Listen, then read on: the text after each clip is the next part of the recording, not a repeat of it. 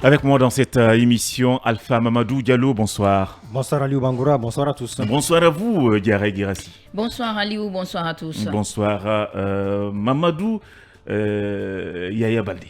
C'est bien ça, bonsoir. Bonsoir à tous. Mais bien, la technique est assurée par Tierno Hassan Diaouné et Ibrahima Silla. On va commencer cette émission avec cette information, ce sujet qui...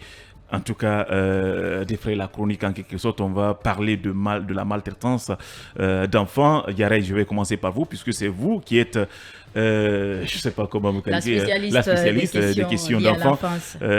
Dans cette, au GFM, on s'intéresse un peu à cette fillette de 8 ans qui a été brûlée par sa maman. Oui, bien sûr, c'est une information qui m'a complètement bouleversée, qui a congelé mon sang. Quand je l'ai lu chez nos confrères d'Africa Guinée, j'étais tellement révoltée que je ne savais pas quoi faire. Imaginez-vous, c'est une petite fille de 8 ans. Elle s'appelle Salematou Kamara, qui a été brûlée des 2 pieds du côté de Koundara. Sa mère lui aurait quand même imposé à s'arrêter dans un fourneau rempli de feu. Et finalement... cela lui a valu l'amputation de ses 2 pieds.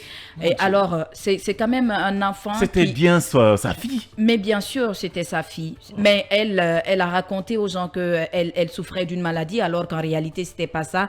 Il a fallu quand même que le projet, mais puis la représentation de la Direction nationale de l'enfance du côté de Koundara s'intéresse à l'affaire et que la fille commence à maintenant révéler ce qui s'est passé entre elle et sa maman. Mais en tout cas, cette fille avait quand même sollicité aller auprès de son papa qui se trouverait du côté de Dakar. Et finalement, elle en a été dissuadée parce que les gens pensaient que c'était une petite fille qui faisait ses caprices de petite fille. Et finalement, maintenant on découvre que... Voilà, ils sont passés par des arrangements. On l'a ramenée chez sa maman et c'est là qu'on découvre ce qui lui est arrivé. Et malheureusement, la fille, aujourd'hui, quand elle voit ses camarades d'âge partir à l'école, elles font en larmes parce qu'elle avait très envie d'aller à l'école, tout comme ses camarades d'âge, mais ce qui va être pour le moment compliqué pour elle, puisque pour avoir fait perdre une clé, elle a perdu. La raison, c'est parce qu'elle a fait perdre une clé. La clé de la maison. Et là, sa maman lui a lui aurait brûlé, puisque voilà, il faut quand même respecter la présomption d'innocence, les 2 pieds. Mais en tout cas, ce qui choque à plus d'un, puisque nous avons écouté dans nos émissions précédentes la tutrice actuelle de la fille, une certaine Bintou, qui prend en charge la fille, qui raconte que la maman qui est pointée du doigt dans cette affaire se trouverait libre. Elle n'a pas été interpellée. Elle va qu'à ses activités, elle n'a pas été interpellée, qu'elle vend de l'haricot du côté de Sambailo, je crois, à la frontière, comme si de rien n'était.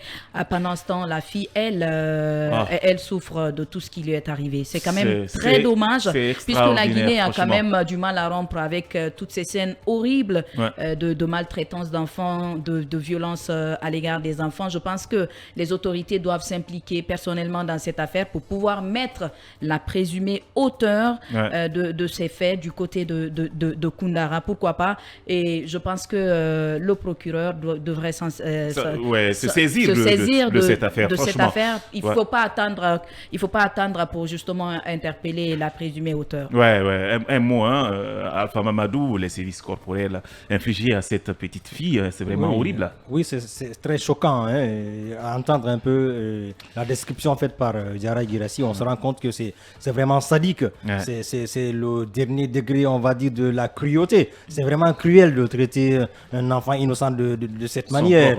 Son propre enfant, c'est surtout. incompréhensible. Non, on ne peut pas comprendre ça. Imaginez-vous quand même, les enfants, ça inspire de l'empathie, de la pitié et tout ce qui va dans ce sens-là. Donc si une fillette comme celle-là subit de telles atrocités, j'avoue que c'est vraiment choquant. On se demande bien si cette dame n'a pas un caillou à la place du cœur. Donc je pense que, comme l'a dit Diarra, les autorités du côté de Koundara, le procureur Patrice Koma-Koevogui, c'est lui le procureur près le tribunal de première instance de Koundara. Sans nul doute, s'il est informé de la situation, c'est quelqu'un de très prompt à agir en règle générale. C'est le plus jeune procureur du pays, loin de toute démagogie, mais c'est le plus jeune procureur de la Guinée actuellement, c'est Sékou Yakundara. Donc je pense que s'il est suffisamment informé de l'affaire, il pourrait en tout cas agir dans le but de retrouver la présumée auteur donc, de cette forfaiture pour justement qu'elle réponde de ses actes et qu'elle soit punie à la hauteur de ce qu'elle a commis, parce que là, c'est vraiment choquant. Bien, ce n'est pas une première, il faut le préciser. Il y a de cela 3 mois, un autre enfant avait été victime